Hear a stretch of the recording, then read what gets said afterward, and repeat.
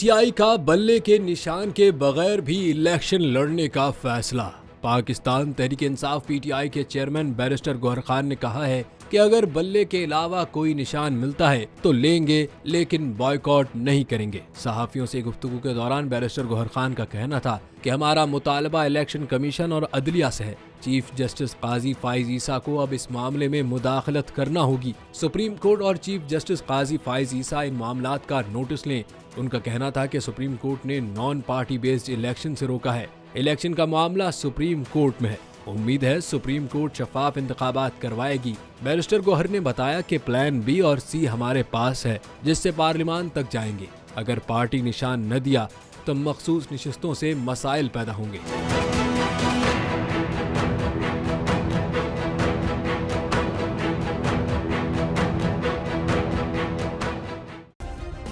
Subscribe करें और bell दबाएं ताकि कोई खबर रह न जाए।